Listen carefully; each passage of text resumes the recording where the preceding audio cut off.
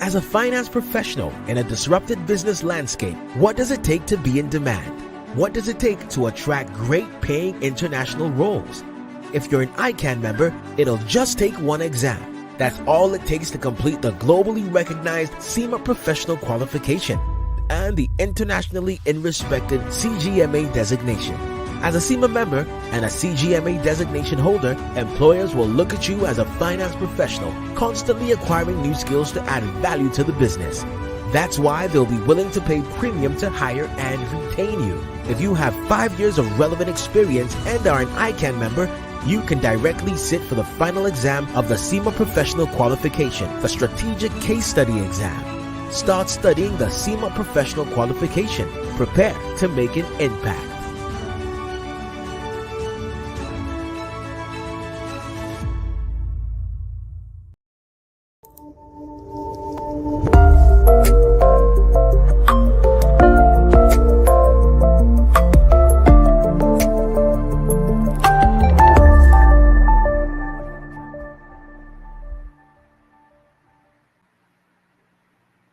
Good evening, our professional colleagues. Good evening, friends of the Institute of Chartered Accountants of Nigeria, our students, ladies and gentlemen. It gives me great pleasure to welcome you to another episode of ICAN on Air. Let me first congratulate us all for participating in the last election. As professionals, we encourage us to partake in the civic responsibility expected of us. Thank you, and we are grateful for doing that. Today, we have come to discuss a topic that is of high importance to the growth of a country, to the growth of and development of a nation. And today, we are talking on financial management in small businesses, a growth pathway. And to do justice to this, we have Mr. Adedamola Adedotun, ACA, who is a finance professional with over 15 years experience in auditing, investment banking, accounting, and finance. He started his professional career with the PricewaterhouseCoopers, where he performed audit and consulting work for companies in the oil and gas industry. He worked at various times at Bank PHB PLC, now Keystone Bank, Oando Gas and Power Limited, Gas and Power Division of Oando PLC, and FBN Holdings PLC. Prior to joining Impact Credit Guarantee Limited as the Pioneer Chief Finance Officer, he was the CFO of FBN Quest Capital Limited, responsible for the financial reporting, capital and balance sheet management, tax management, as well as budgeting and planning. He is an associate, an accounting graduate of Yaba College of Technology and holds an MBA from the Workway Business School. He is also an associate member of the Institute of Chartered Accountants of Nigeria and the Chartered Institute of Management Accountant.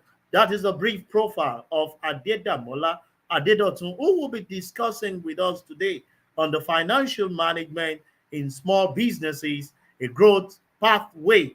But like I do encourage you, and we say every week, this is the channel where you can promote your small business, medium class, and you can enjoy the global patronage that this program definitely share with us. I'll be going on a very short commercial break. When I'll be coming in, I'll come in with our guest and we'll do justice to the topic of today. Please don't go anywhere. Stay tuned. I'll be right back.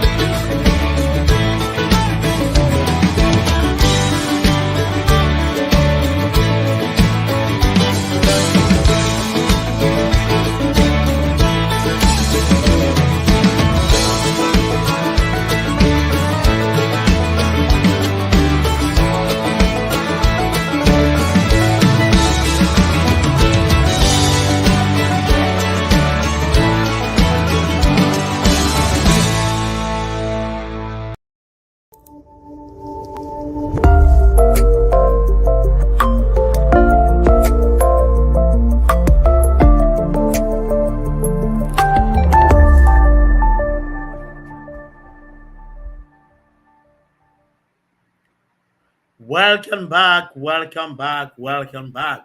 Just like I promised you before I went on that short commercial break, that when I come in with a guest. Damola Adidotun, FCA. Damola, permit me to use that this evening. You're welcome to ICAN on air. Thank you very much. Good evening, and thank you for having me. Oh, great to have you. And before I go straight, engaging you with the question, let me state here that all our viewers globally connected, I want to welcome you all. I've seen you all the way from the north to the south, to the east, to the west, and those from the diaspora who are connected to tap from the educative and insightful session that we have every Tuesday and Thursday on this place. And we are going straight to the business of the day, talking about financial management in small businesses, a growth pathway. Permit me to start this way. Financial management has been described as a life wire of business, and the competency of the finance manager in an organization cannot be overemphasized. We are blessed to have an erudite scholar of your status, Damola, on our show today. I'll start this way. How will you define financial management, and what is the importance of financial management to small businesses? Okay, thank you very much. And I think that's the right way to start. So, financial management basically looks at a couple of things: the strategic planning, organizing, directing, and controlling of the financial activities of a business, right? And it's critical to small businesses because, as we are all aware, small businesses are the most vulnerable within any society, especially in Nigeria. There's statistics to support that and research to support that. And what you find out is, given the vulnerability of this segment of the business, appropriate planning ensures that the most common downfall of most SMEs, you can avoid it, which is cash flow constraints and liquidity crisis. So financial management, given that it looks at all aspects of your financing, both from sourcing, utilization, how you use different analytical tools to manage inflow and outflow, that helps you to have a holistic view. And what we're looking at is both from the business owner's perspective and from the finance manager's perspective. Because at the end of the day, as the business owner, some of those financing decisions rest with you, while the finance manager acts as the advisor. So both parties need to be in sync when it comes to those financial management decisions and activities within the organization. A beautiful way to start the show today with Damola explaining to us the financial management in small businesses, a growth pathway. And he's been able to tell us that funding is very strategic to the success and growth of every business in terms of both sourcing and utilization. In the context of the topic, Damola, of discuss today, could you please explain to our viewers what constitutes small businesses? Okay, so small businesses are typically any kind of business. So I want us to look at it this way: whether it's a corporation, whether it's a sole proprietorship, whether it's a partnership, it could be a small business. So what differentiates the small business from any other kind of business or the large corporations are two primary things, Okay. which boils down on the scale. So one is looked at from the employer perspective, sorry, number of employees perspective, and the asset base that the business has.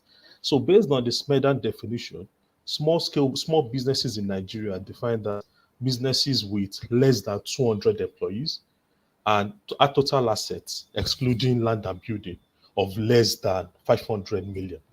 So those are the broad definitions. But the way we should look at it is, at the end of the day, it's any kind of business.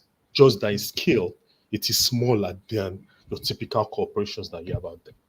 Talking about the scale, that's what distinct what a small business should look like. And we take it from two perspectives: number of employee and the asset base. A beautiful way to flow this particular day.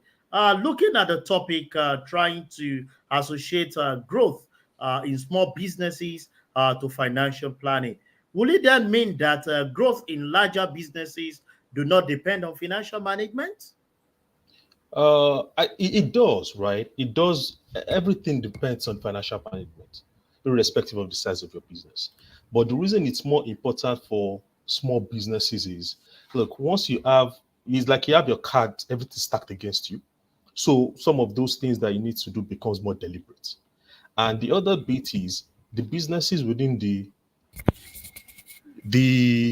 businesses within the small businesses particularly, they are deficient in a couple of things. So you have the issues around proper record keeping, you have the issues around access to finance, you have the real issues around being able to separate ownership from the business itself, and all those issues that you need to contend with as a small business. So for a small business, it now becomes more important that you take these things deliberately and consciously.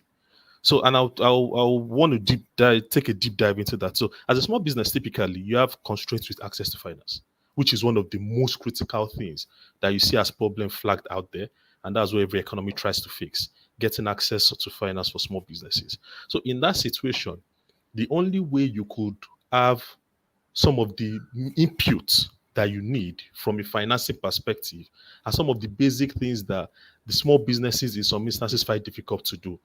An example is just your simple record keeping. So if I want to access finance from whether it's an investor, from a banker, even from a creditor, in some instances, the first thing you want to see is, what do my books look like? What's my margin? Am I able to retain enough cash flow to service the debt or to return the capital to the service to the capital provider? So some of those things are currently lacking, and some of those are some of those skills and deliberate actions that you need to take. That's why, from a SME perspective, you need to start looking at those areas and take them seriously. And there are tools and there are approaches that can be taken to manage and ensure that you're in the right space. Beautiful, and that is awesome. Given those insights, talking about what guides the small businesses in terms of record keeping, that, like you said, the separation of owners and the access to finance. You at the tail end of your last submission, you said there are tools that we can use to manage this. Can you identify some for us? Okay, so in identifying that, I want to take you across, at least just make a case and a scenario, right? So when you want to look at growth for in any business, there's a business life cycle where you start up, when you get into your growth phase, when you get into the maturity phase, then you now start declining when you need to start reinventing yourself. So from a startup phase, for example, for a typical MSM, there are a couple of things that are critical. One of them is start looking at your working capital management, how you manage your cash. Basically, how do you optimize the asset that you carry, whether it's debt capital or equity capital, whatever form it is. How do you optimize that? So one of the critical tools you use from a small business perspective is you need to have a tight working capital management process. One tool, which I will try to illustrate now, is your typical cash conversion cycle. Then the second one is I'll try to tell you about how you can use your break-even analysis to manage your financial management as a small business. So the first bit around cash conversion cycle is, from a business perspective, especially when you're small, your ability to continue in a sustainable manner is dependent on how short your cash conversion cycle is. It also depends on the nature of your business. So the stages for your conversion is, you start when you purchase your item for inventory purposes. How long does your inventory stay in your warehouse before you sell? When you sell, how long does it take you to collect cash? As a small business, the moment you can do either of two things: one, extend the time it takes you to pay. So I purchase today before I pay my creditors. Can I extend that so it allows me to retain capital? Then when I sell, how long does it take me to collect cash? Can I reduce that collection period? Then, depending on the business you do, there are some business that are perishable, that sell perishable goods, fast moving goods. For those ones, typically, your inventory, number of days in inventory will always be very, very small. So you don't have a problem with that. For those that it typically takes a longer period for it to sell, that remains constant. So the bit around inventory, number of days in warehouse, that is dependent on the kind of your business. However, you can convert cash quickly if you can extend your payment period to your creditors, reduce your collection period from your debtors. That is just one simple tool. And the next thing I start looking at is, how many times do you recycle your cash every year? So that now gives you additionality and increases your net margin that you keep. That is one tool. Then the second bit is, if you want to look at the concept of break-even analysis. So what we try to do, what this helps every business to do, especially for businesses that are so small or it is difficult to put a thin line between the owner and the business. First thing is, and I had experience on this firsthand. My mother was a trader when I was in secondary school, so this was one of the major things we contended with. Mm, What you realize is, as a business, you typically have fixed costs that mm, have its own pattern, mm, which is different from the pattern of the business you do. The first place you run into trouble is if you cannot generate enough margin from your business to cover your fixed cost. mm, So, how do you do this? From a financial planning perspective and a financial management perspective, top line as a business, small business especially, you need to be able to identify what are your fixed costs. For example, in a 12-month period, which is a calendar year, how much do you incur and what do you incur them on? The moment you can define that, you now go to your primary business, which is what do I sell, what do I buy? How much margin do I generate? The mm, critical point for you is to be able to determine how much you need to sell to cover your fixed cost. Because if you can't do that, it means you start running a negative right from the get-go and start mm, eating into your capital. mm. So those two tools are the ones I think for now, if we stop there, are very critical. That enables you to Since take control. Sincerely speaking, this is a practical session that you are giving to us, the owner of small businesses, and taking us back to those days. In fact, you are refreshing my brain on break-even analysis and this cash conversion. I sincerely acknowledge that delivery. Before I go to the next question, let me once again welcome members that are connected from every part of the country and outside the country. I want to acknowledge, like we keep telling you, when you log in, give us your name and your location. I've sent them all the way from Lagos, Benin City, the Asian city of Ibadan. The Benue people are here, all the way from Benin, Kebbi, Kano, Abuja, Enugu, Port Harcourt. Everyone is globally connected, and those from diaspora to tap from the insights that Mola is giving to us this evening on financial management in small businesses, a growth pattern. In no distance time, I will be opening the floor for your question. Keep preparing it. You trust that Damola will do justice to that. Damola, back to you. Our global viewers are wondering what's the scope of financial management in small businesses that can guarantee growth will be. Can you run us through your thoughts on this? Okay, so my thought is, so like I mentioned earlier, there are different models to define a business life cycle. So for Mm, me, I prefer the four-stage model that looks at you as a startup, then where you start maturing at that point in time, you're in the growth phase, then you start going to you're mature, then you now start declining when you have to reinvent. At those different levels, these businesses have different problems to contend with. At startup phase, it's more about survival. How do you survive that moment? At the next phase, you start looking at sustainability. You've established you can survive. How do you remain sustainable in the short and in the long run? Subsequently, you now start looking at resilience. Then you now start returning to shareholders. If you look at the different aspects of financial management, it looks at from the bit around working capital management, your financial control. What financial control allows you to do is record keeping. You start looking at the bits around financial forecasting, budgeting, and planning. So as you move away from the startup phase where liquidity is key, cash flow is the problem, and all you have to do is ensure that you are positive in cash flow wise and you manage your liquidity as much as possible. As you get into the growth phase, you start looking more at sustainability, which is more around so forward-looking approaches. How do I forecast my growth? How do I do my analysis into the future? So financial control becomes critical. Then the next thing is what can out more of capital management. How do I now start looking at the nature of capital I bring in, given that there are pros and cons, basically? Then you start taking advantage. At that level, when you at growth and maturity stage, you start looking at more of getting the appropriate capital mix. Then at the level of decline where you start reinventing yourself, at that point in time, expect you to start looking at more of utilization of your fund. So now you've made money. How do you distribute? What do you retain? So that's the life cycle for a business. However, so when you get to the startup phase where you start working on liquidity, you start looking at how much you can ensure that you break even and you make money. That at that point in time, those tools help you. By the time you start moving forward, you start doing things around budgeting. The start of the year, how do I forecast my activities for the year? How do I manage my relationship with both my creditors and my debtors?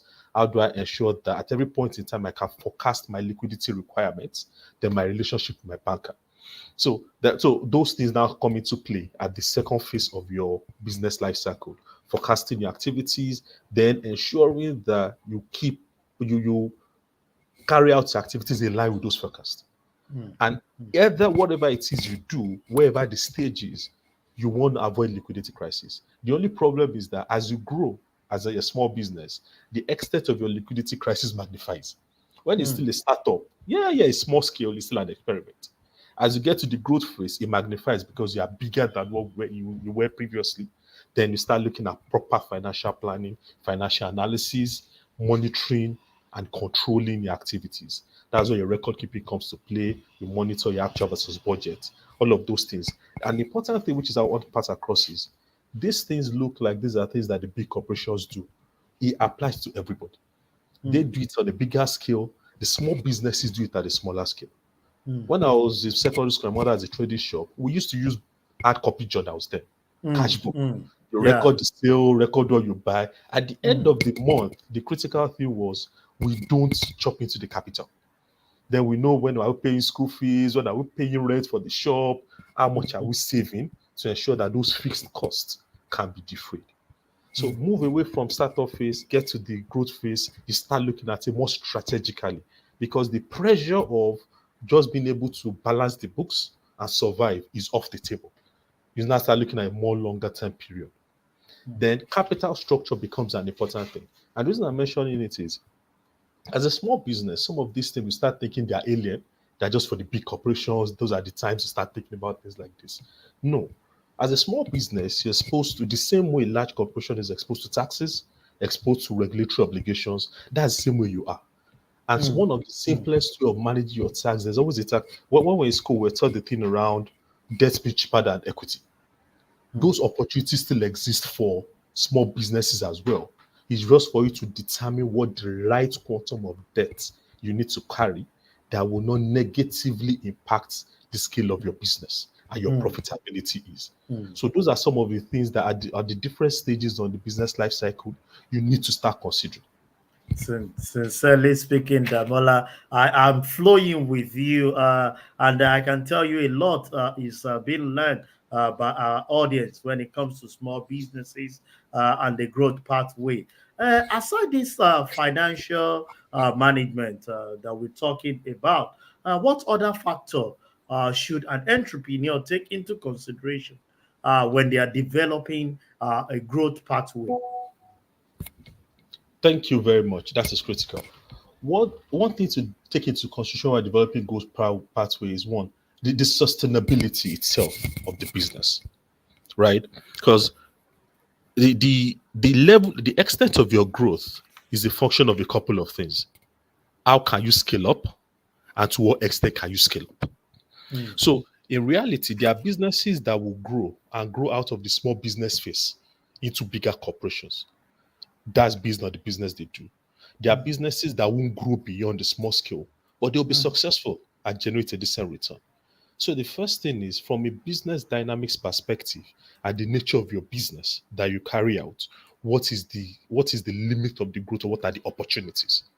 Once those opportunities are defined within the marketplace that you operate, the plan now falls into play. And one of the troubles we get into sometimes is where you're either undercapitalized or overcapitalized, or have excess liquidity, or you have less than required liquidity. You start running into the risk of under or over trading. And I'll give you a typical example. For example, as you grow, there's always the false belief that you need financing at every point in time, right? Imagine taking on a debt finance that you probably do not have any means of utilizing. What it means is that you have a cost of fund that will your existing margins from your existing business, which you've already optimized, will start taking care of, whereas you cannot make judicious use of that capital. So those are some of the things that we need to do. And that's why financial planning is very critical. Take a 1 year view of your business. What it helps you do is it helps you know clearly when certain decisions must be taken. Decision in terms of when do I look for money? Decision in terms of when should I actually leave money on the table in the sense of returning money. So we shouldn't be too concerned about, yeah, I need to just hold on to the money because there might be opportunity. There are instances where the money you hold on to even becomes a downfall A liability. because you have excess liquidity that you cannot optimally generate return for. So one trick I usually do is, well, you need to be liquid is before you go into those positions, you need to check and be sure that at the minimum you can generate incremental return that allows you cover that cost of fund. So even if it's excess funding required compared to what you need now, just be sure that whatever additional activities you do with that business, with that financing, it covers that cost. So you can now plan into the future. So those are some of the pitfalls that you need to start considering as you enter that growth phase. Where at that point in time, money is no longer the major problem. It's how to use it and how to judiciously use it for purpose of How creating value. how to use the fund and not just using it, but judiciously make use of the fund. I've been guesting Adida Mola Adidoto, who has been discussing with us financial management in small businesses, a growth pathway. Let me use this opportunity to tell all our global viewers. Some might be asking, I have seen people from the United Kingdom, Mauritius, Ilorin, coming in to be part of this program. I especially recognize you. I think I can open the pot now where you can bring in your question so that I can engage Damola in doing justice to it, because this is critical. Whatever you're doing, we all start small. Even for you to grow to be a multinational, you start small. And I know while we're growing up, they will tell you that you should not despise your small beginning. So small businesses is something that we need to pay attention to. So the portal is open.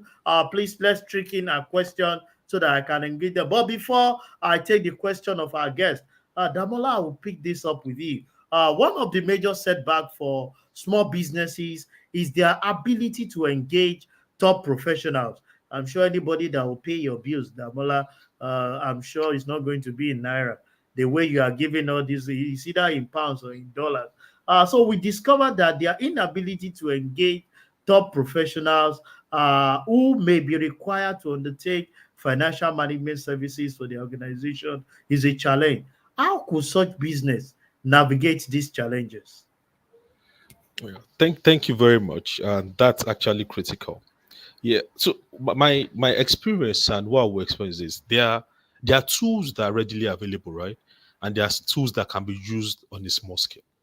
Like I mentioned, I said when I was secondary school there, we were using hard copy journals to keep Hmm. record of my mother's transactions. Yeah. What that helped us do was to say at any point in time, if anybody comes in at a point in time and says, yeah, you guys are selling stuff, we're looking at investing. I can tell you what my margin is. I can tell you where my capital is. I can tell you what I've earned over time, right? So one thing that is always been the problem is ability to keep record. And there are Hmm. no complicated ways of doing it, really. Then we're using hard copy. Right now, there are different applications. The use of Excel, as basic as Excel is. The first thing that causes a problem is when whoever wants to help or an advisor cannot even make any sense of the information that is available. Hmm. So a typical small business, we all have phones, we all have computers most of these days. Just open an Excel sheet. For everything you buy, put it in there. For everything you sell, put it in there. Technically, what you've done is you've created a cash book Hmm. without missing water, without going anywhere. And because depending on the size of your business, the very small ones, you realize most times that that net cash that you carry represents your margin. So from those simple record keeping, you can actually start seeing some of those numbers play out. And by the time you start engaging an external person to help you with some of those number crunching and those other big, or probably big projects as well, you are not starting from ground zero. It becomes more difficult when you, as the owner of the business, you don't even have a clue what your business is doing. You don't have an idea what your business is about. It becomes much more difficult for anyone to help. So what I would suggest is for any small business owner, before you even though if you don't have internal accountant or something, just start with those simple record keeping. It gives you a view before you now start going into the complicated ones. And the other complicated one is not so complicated. What you need to know as a business owner is you need to know your business before anybody starts looking at the numbers. Knowing your business means that this is my core activity. These are the pillars that support it, which are the fixed costs that we mentioned earlier. When you pay your rent, record it. When you have to pay for any particular service, record it. You pay salaries, record it. Those things on Excel gives you at least to start with some view to at least some information to work on. Then there are other bits is getting some of these services. There are people that do uh, online services or accounting remotely, finance services remotely, which due to the size and the number of customers they have and the embedded technology in their own business applications, it becomes easier to support these small businesses. And it will no longer cost you one arm and one leg. So probably what I would recommend is people start looking at all those shared services from an accounting standpoint and finance standpoint. Look for businesses whose primary function is outsourced services. They will give you those services that you require at a cheaper cost to you. However, the kind of record you keep is critical, and how you personally take responsibility for your financial management is also critical. Then when the Very company critical. Very, very critical. The way you manage your records, record keeping plays a major role. If you must grow and not just grow to succeed. And also, you need to know your business, know it deeply so that you know what are your fixed costs, charges, and the other area that you need to take into cognizance. Let me first recognize the question from our regular Fagbola Temitope, all the way from the ancient city of Ibadan. And he's asking that you should help us to detail the place of trust. I can see that it's in capital in using other people's money mix in financing small businesses. Where's the place of trust? I think trust is the number one, basically, is the most important thing. And I'll tell you why. As a small business, if you look at the research that's been done, most of small businesses get financed either from your personal financing or friends and family, right? These days, there are opportunity costs for every money you deploy to a particular business. So for me to come to invest in you, that means there must be a reason. So I use my money first. Most instances, you don't have enough savings to actually bankroll your projects. You go to family, you go to friends before you start looking at raising money externally, looking for bank loans. But the reality is, the smaller you are, and maybe the less experienced you are in business, the more difficult it is to raise money from external sources. So you start with those around you. Even Warren Buffett started his business with friends and family's money. So it was a case of the people I'm pitching this ideology to, they trust me. And if I say one, my one is one.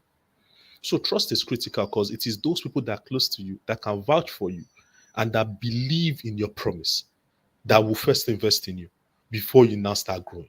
So if you've lost trust and all the people that the closest people that could be the first set of investors, which are your own people, cannot vouch for you, then it becomes difficult because you need to have your own skin in the game before you even can approach a bank, for example, no matter how good your business ideology is.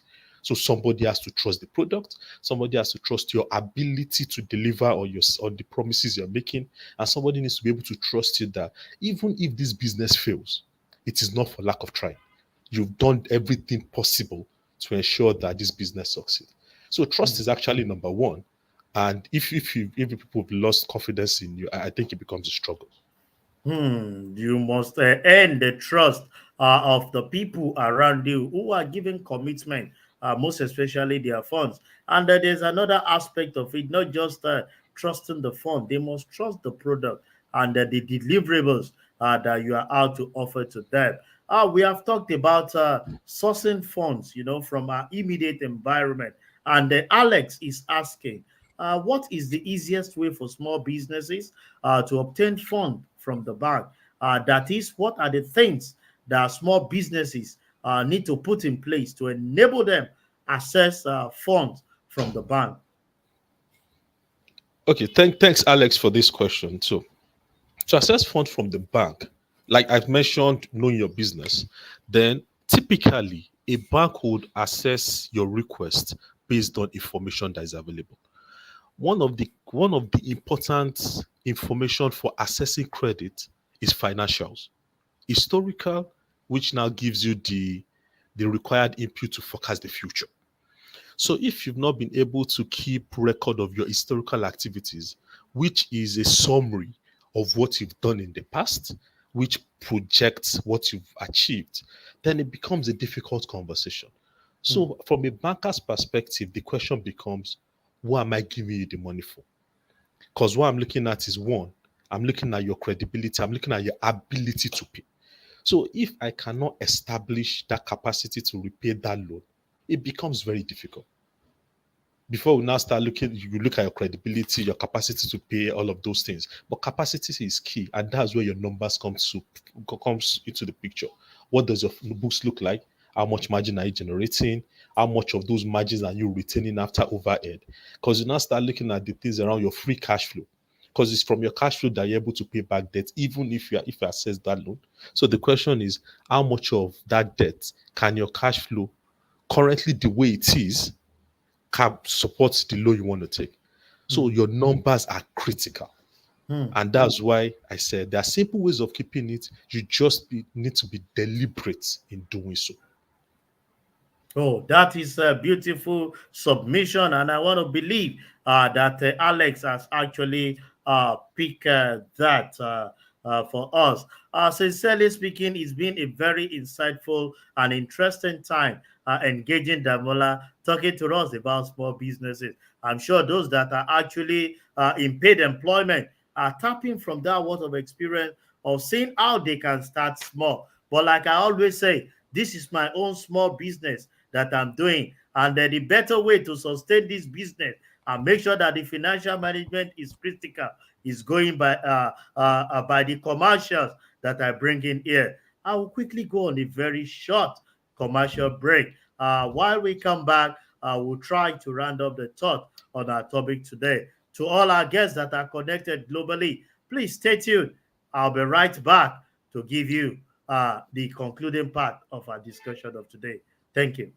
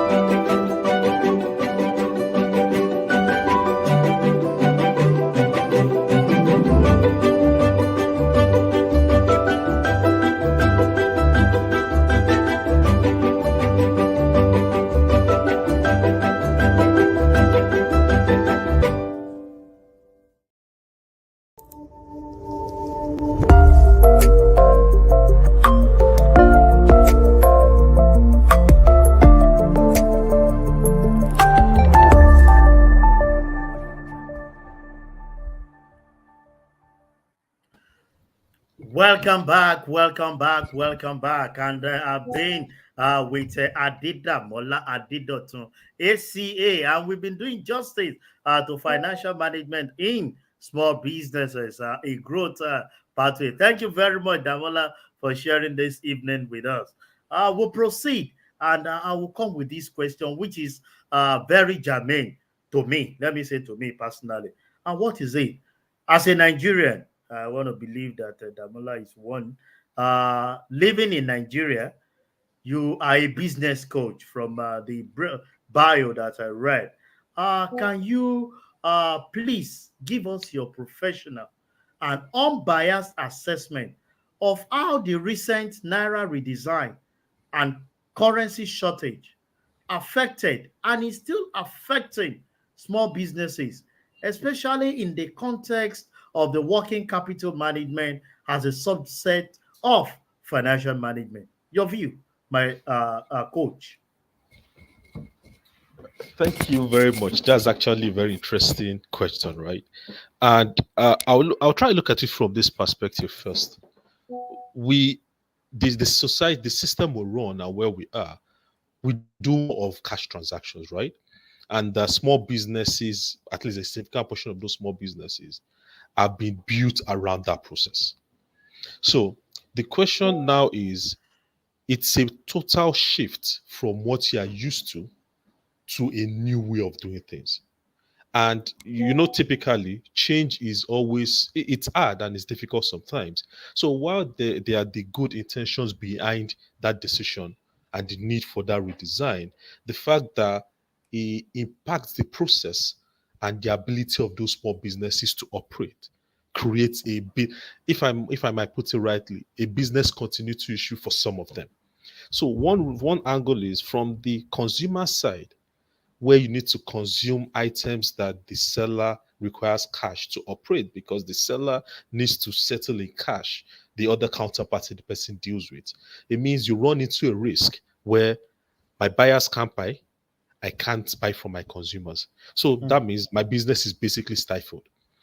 So that it's the time to change and to react to the alternative way of doing things that creates that business continuity issues.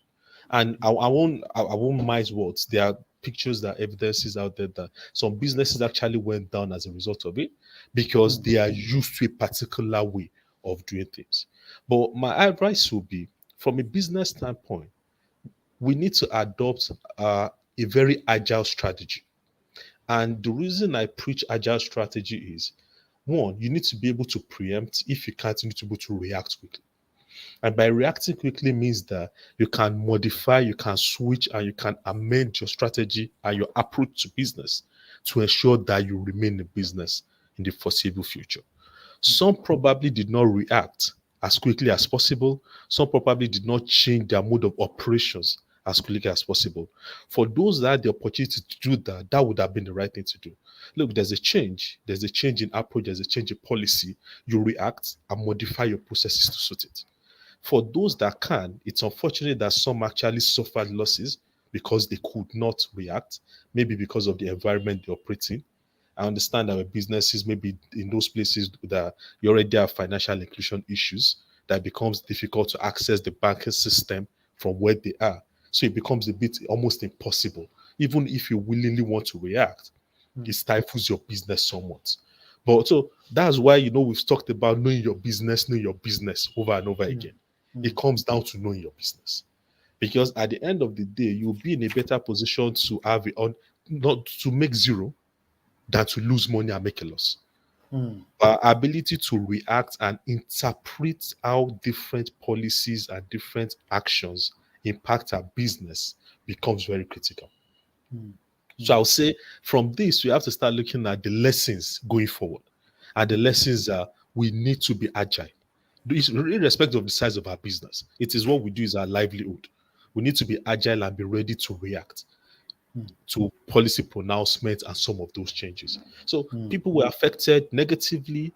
The intention was, look, there was a need and there was a reason behind that pronouncement, but inability to react by some people, for some, lack of reaction to those policies resulted in some losses and some sufferings by the small businesses. And so they get affected the most by any policy, whichever direction it comes from. A very great way to put insight to that. Saying you have to remain agile, know your business is something you have been emphasizing on. And I think it's a lesson for us there. Felix is coming with this question, and you mentioned it while you are discussing. But I think you need to give us a deeper thing to it, that what is the easiest way, a small business, to manage tax obligation stroke implication to avoid tax authority penalty? Okay.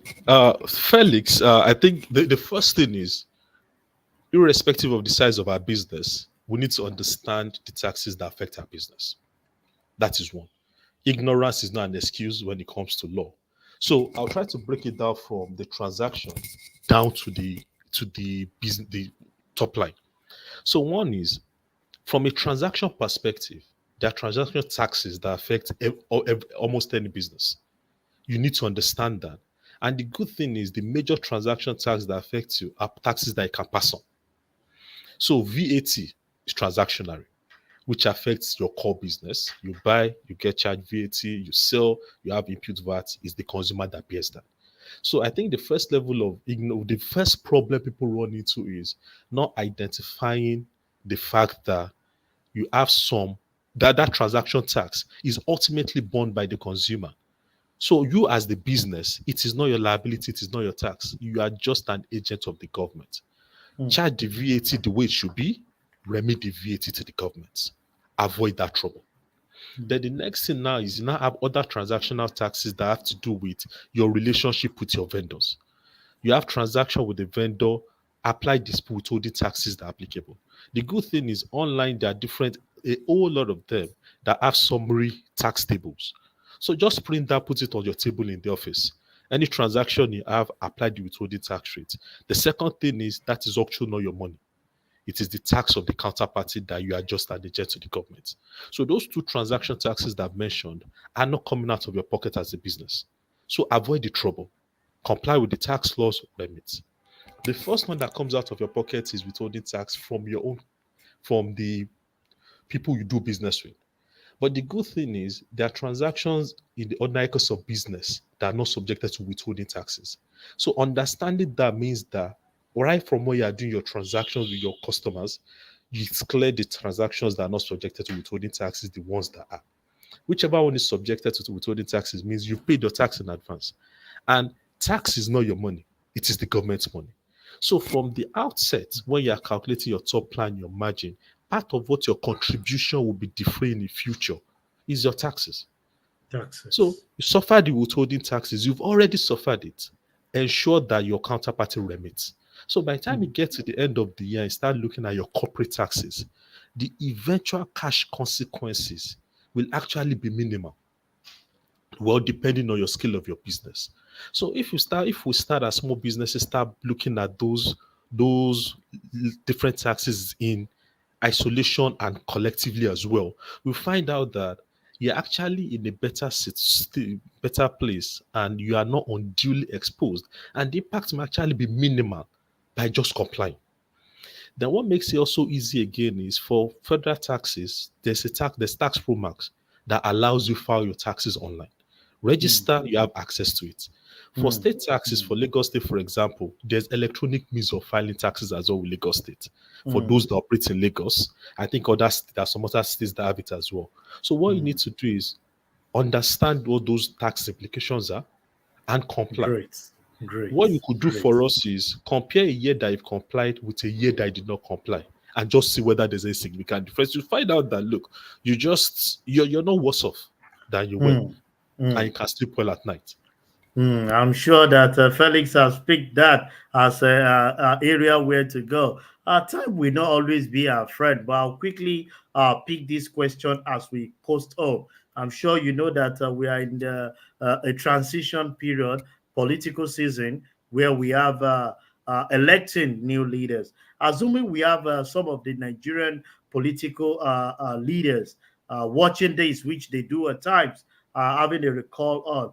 What would be your suggestion to them on the policy implementation to ensure efficient and effective financial management in small businesses?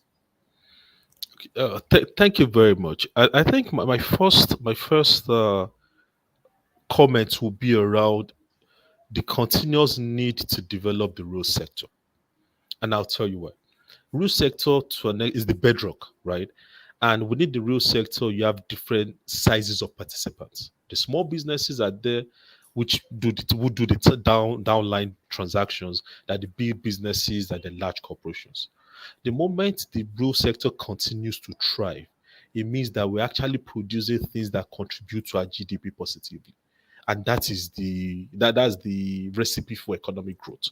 So support of the real sector to start with. Then, as we all know, so most of the time we're seen as more of a trading nation and a consumer nation. So we need to start addressing that. We need to start consuming more of what we produce, and it's support for the business. So it's just a continuous effort in improving the business climate where the small businesses operate, and the support needed, right? So where you can give tax rebates to enable them thrive, whether by jurisdiction, by location or region, but the kind of business that they do. Every couple helps. Just those support system that enables them to thrive. Incubate the service structures where you get services cheaper. However, you're able to build the technical competencies that enable you to succeed as a business. I think those kind of supports are critical and are equally critical to the businesses as money is. So it's not just capital; those support system, enabling environment, ability to generate adequate return, ability to do business, an ability to thrive. Basically, I think some of those things will help the small businesses do well in the coming years. A great one, and I can assure you that definitely they will pick one or two of these and use that to enhance their policy direction, even as we are going into a new administration, both at the federal and the sub-national. One thing is time will not be our friend, and we are gradually winding up for today. I've been guesting Adida Mola Adida to ACA, who have been doing justice to our topic of today relating to small businesses. Damola, in closing, your institute, my institute, is open to ideas that will positively advance the growth of our members, the accounting profession, and the Nigerian business environment. Please, what is your advice or suggestion to the institute on identifying and filling gaps to deepen and expand the knowledge in financial management, especially as it concerns the small businesses? I think the institute over time has improved and has done well. This is one of those initiatives that enables us to share knowledge, learn from one another, and it helps us grow the institute as a whole. I think what I think is also will be very good is mentorship. I know there are some programs that are ongoing, but it needs to be integral part of, probably, if I may say, the qualification process. And the reason I say so is easier for the younger accountants to hear, to see, and to feel the older ones do it. At the end of the day, no matter how much you try, it boils down to some experiences that you gain over time. And the younger ones feeling and being a part of that experience helps shape what the kind of accountant they become. So I think that's one of we need to improve on the mentorship program, a more robust mentorship program that is integral to the qualification process. And everybody can benefit from that. It's both ways, both the mentor, the mentee, coachee. That relationship is critical. So as you grow in the institute, you have someone to look forward to look up to. You have people looking up to you. So by so doing, it even shapes the character of all of us in the institute. Once you know that, just like father-child relationship, my child looks up to me, try to be upright so that he learns the right things from me. The same way, I'll learn one or two things from the kid growing up. So I think that kind of relationship will help us further in the progress we've made so far. And that is a beautiful way to come to the end of the show today. I sincerely want to appreciate you, Adida Mola Adida, for sharing your evening with us on ICAN on Air. It's been very educative, very insightful, and I want to believe that our members have gained a lot. The last word you shared with us is something that is germane. Mentorship, even inculcating it into the qualification curriculum, will make it much more better. Thank you very much. And we acknowledge your knowledge sharing with us this evening. But before I go, let me quickly share few announcements to our members that are very much present here. You and I know that this is the beginning of another new year, and you are obliged to pay your subscription to the institute. For the associate member, you have 17,500, and to the fellowship, 32,500. We want you to connect to all our e-payment platform.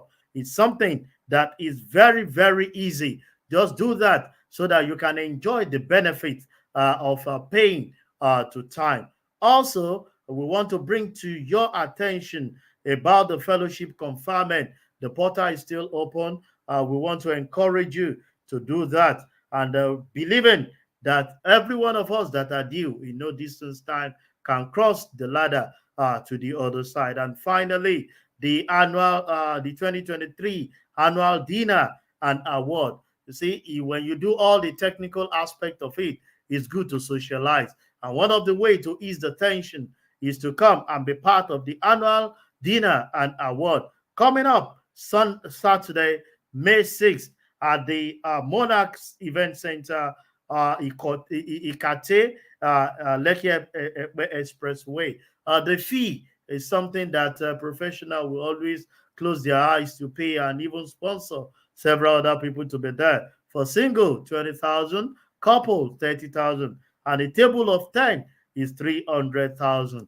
On this note, I especially want to appreciate the 58th president of our great institute for the opportunity offered to us.